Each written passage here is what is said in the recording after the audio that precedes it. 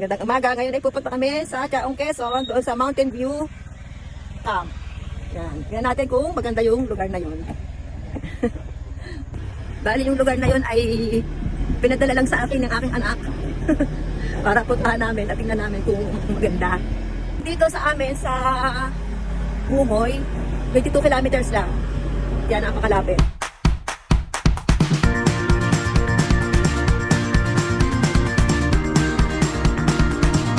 Ayon doon sa aking napanood na vlog, ang lugar na yun ay sa Ayusan Dos, Chaong Quezon.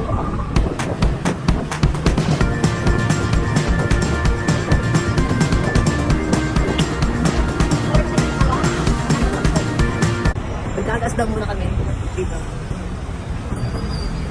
At dahil hindi namin kabisado ang daan, ay gumamit na kami ng Waze. Medyo hirap nga lang ako kasi ay dalawang cellphone ang aking hawak. At nang makarating kami dito sa Chaong proper, ay pinakanan kami ng Waze dito sa Rosario Lipa Road, kung tawagin daw ang kalsadang ito. So, ang ibig sabihin ay pwede palang dumaan dito kung ikaw ay pupunta ng Rosario o Lipa, Batangas. At maya-maya ay nagsalita na naman si Waze. Kami daw ay malapit ng Kumanan. Kaya kumanan kami sa lugar na ito na papuntang Unisan 1 at Unisan 2. Wala pang gaanong bahayan sa lugar na ito, karamihan dito ay mga tanim na saging at maisan. Maganda rin ang daan dito, espaltado or sementado. Ang daming tanim na mais pero mukhang na-harvestan na oh. At yung bundok na yan na nakikita namin ang aming pupuntahan.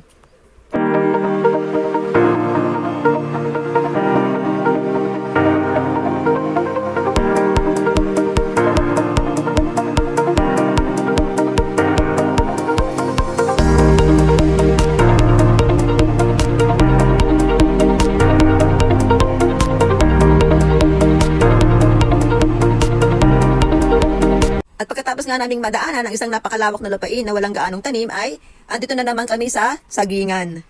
At dito nga ay nakita na namin ang arko ng Ayusan 2. At malapit lamang diyan sa arko ng Ayusan 2 ay liliko na ulit kami dito sa kanan. Pero para makasigurado kami ng daan ay nagtanong-tanong muna kami dito sa mga nagagawa dito. At tanaw na dito yung bundok na aming pupuntahan. Nasa Ayusan 2 na kami at malapit na kami sa camping site. Habang kami ipapalapit ng papalapit sa lugar na aming pupuntahan ay pataas naman ng pataas ang tinatahak ng aming motor. Bundok talaga itong pupuntahan namin.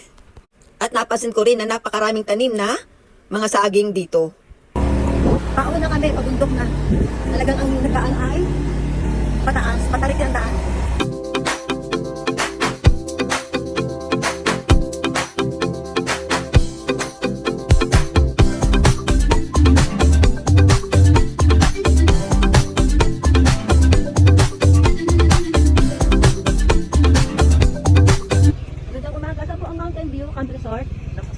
Lampas na.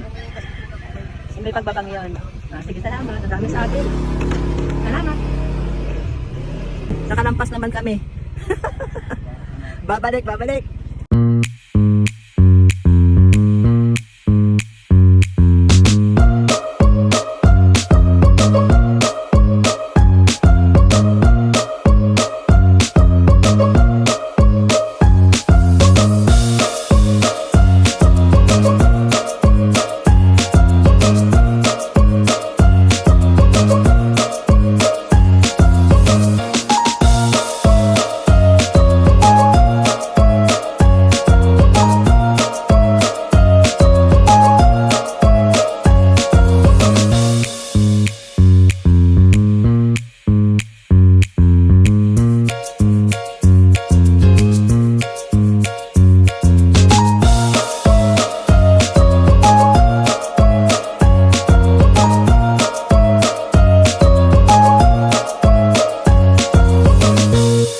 Welcome to Mountain View Campsite. Andito na po kami.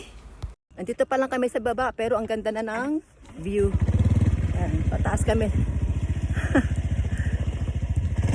At doon kami magbabayad ng entrance. Balita ako ay 15 pesos, 1.5. Ang 15 pesos na lang entrance dito. At nang kami nga ay makataas-taas pa ng lugar ay ganito kaganda ang bumungad sa amin. Talagang malapit na kami sa bundok.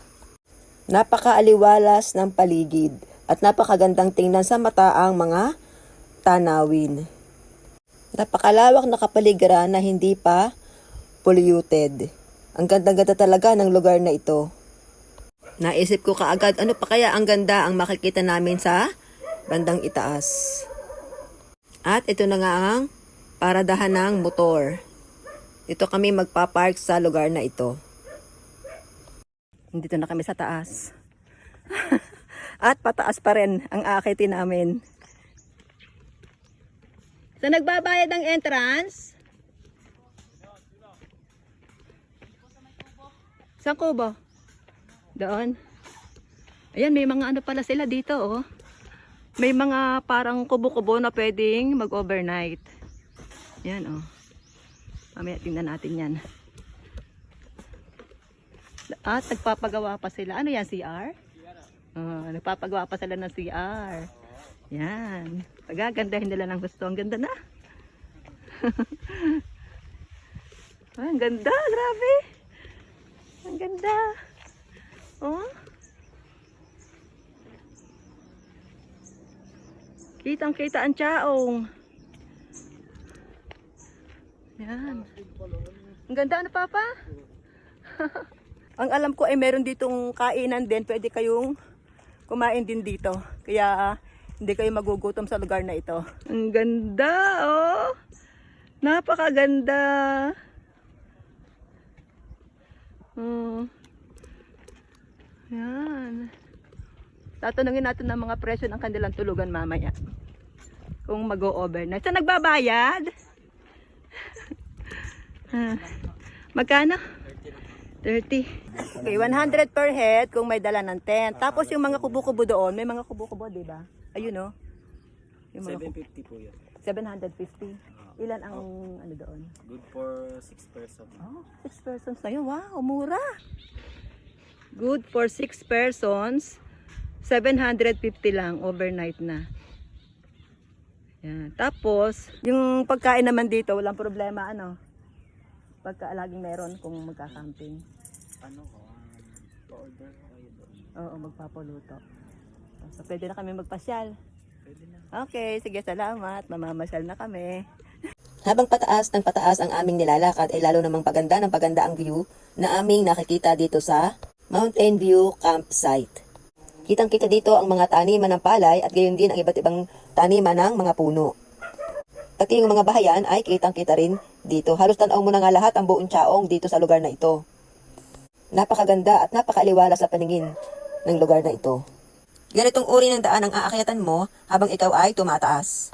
Medyo mag-iingat nga lamang dahil maraming mga tuyong dahon diyan na nalalaglag at medyo madulas. Pero kayang-kaya naman. Walang problema dito sa tubig kasi ang kanilang tubig dito ay bukal nang gagaling sa bundok ng Banahaw. Kaya dito ay sagana sa tubig. Marami rin ditong tanim na kakwate. Napakaganda sigurong tingnan kapag ang mga kakwate niyan ay sabay-sabay na mulaklak. Para na ring cherry blossom ng Japan.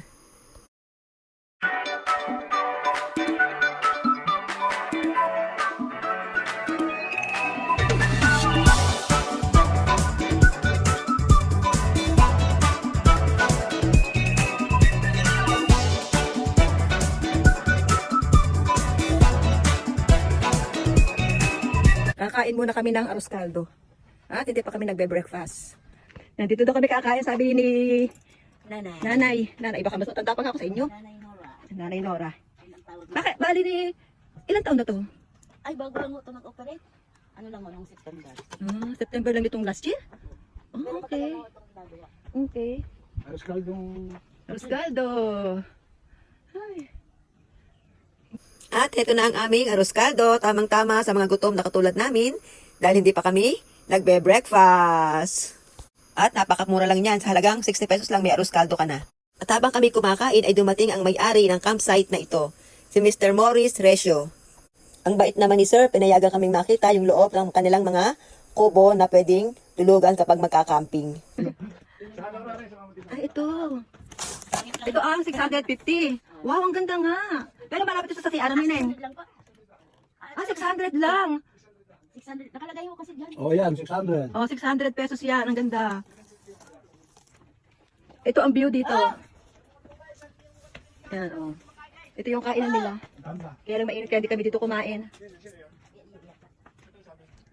Alin ang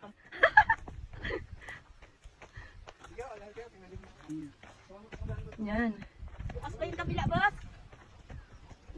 Dito ang maganda. Ay, ma'am, hindi kayo din Ah, yan ang maganda. Laki eh. Pwede pa kayo mag-extra din ma'am ng tent. Yes, Oo, ang marami mga pa mga tent, ano. So, ito yung animan. Animan to ano. Pwede yung anim dyan. So, kung tayo'y madami, kung marami, dito sa anong to, pwedeng maglagay ng tent. At ito yung napakagandang view na makikita Pwede dito. pa mag-extra din ng po. Ang ganda. Oh, napakaganda. Napakamura pa.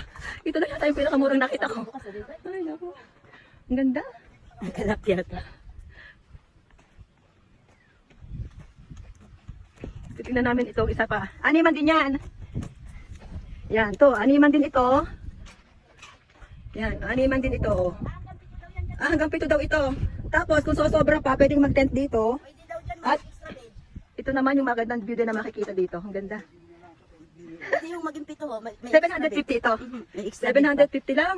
Pwede ang 7. Umabot ka lang ng 100 ng isa. Mura. Napakaganda ng lugar. Sulit na sulit. Kumbaga, yung ibabayad yung konting halaga ay sobra-sobra ang gandang makikita ninyo sa lugar na ito. May swimming pool. Yung swimming pool nga lang nila, parang ano lang, yung portable lang, yung parang, ayun no, yung kagaya, papakita ko sa inyo yung kanilang swimming pool, pero okay na. Ito yung kanilang pool dito. Yan. Tali yung binibili lang, pero kita nyo, meron din ditong hukay. Yan, meron din hollow blocks. Nilagyan din nila ng hollow blocks na talagang paglalagyan ng pool. Ang ganda ng lugar. Dalawa yung pool dito. Napakaganda ng lugar na ito. Mountain View Campsite dito sa Ayusan 2, Chaong, Quezon. Ang ganda. Sulit na sulit ang ibabayad. Talagang napakamura. Sobrang mura. Pati na kanilang mga overnight, napakamura. Mga kubo, mga pagtitent, ang mura-mura. Sobrang mura. Yan, napakaganda po ng lugar na ito. Kaya punta na kayo dito sa Ayusan 2, Chaong, Quezon. Dito sa Mountain View Campsite. Marami pong salamat at God bless po sa ating lahat.